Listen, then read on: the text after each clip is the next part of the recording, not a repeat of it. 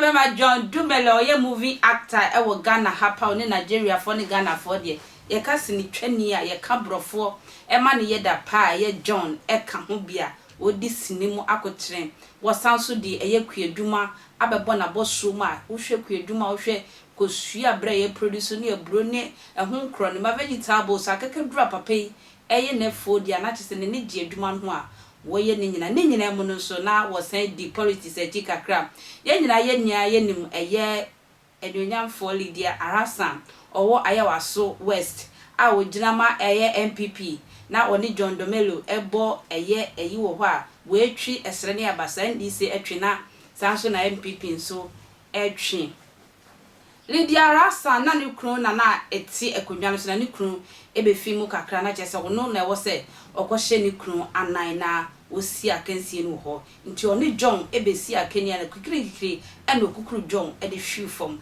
asem otum se ye John ya yie papa ye 4 years etwamu wo kukuru John ehwe wo se Kim ema ye John ya yie pasesi ye sanko eye another election bi na ensema ye John dia betu dwade ano odin eye aya waso no TV3 fo atuo mu ho asim patam se wo mo ne patam fo no be di nkomo ni nti a wo pesa wo sisa eye wo MP ni nti a wo pesa wo sisa wo assembly man se wo mo nam etieti nkrofo anu ni nti a wo pesa wo to aba ema ne otoso ne wo pesa wo tutia no when omuko eye ayawaso honom na omuko ye na wo se eye Lydia Alhassan de John Dumelo nyina ehie mo ho de omano ensem de ba na enso ye nua bai empie mo ho nti John ko ana epie mo de nsem eba na nsem a John de ba na no ya opache se ye nua ba Edunyamfo Lydia Alhassan sori a na ode ebuolo nka ne gali madwimba ko bi dada nkrofo a na ode na nsem ne bi okan no anu ode chirima chese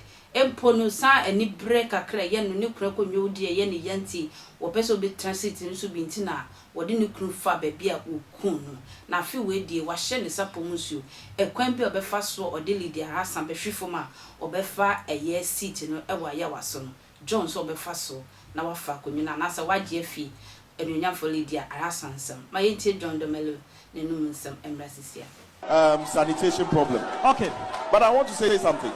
I can see their supporters mentioning V8. If that's the case, it's also fair to say that maybe Lydia is the one that killed her husband to become MP. Because that's it. Because if they want to go that tangent, I can also go that same tangent. Please, let's not go that tangent. No. If they want to go that tangent, I'll go the same tangent. Because this time around, it's boot for boot. Because you cannot decide to be a bloody widow to be member of parliament. Yes. If you smile, I smile back. If you slap, I slap you back. If you aim at me, I'll aim at you back. It's as simple as that. You saying this election is going to be an eye for an eye? Yes. It's as simple as that. Some what I say, and Crawford Tyre will be joining NDC. Regardless of the kind of education the person has had, or losing a sense of intelligence and decency. Now, John Dumelo is a classic example. Okay, but I want to say something. I can see their supporters mentioning V8. If that's the case, it's also fair to say that maybe Lydia is the one that killed her husband to become MP. Because that's it. Because if this is very shameful, very barbaric, very appalling.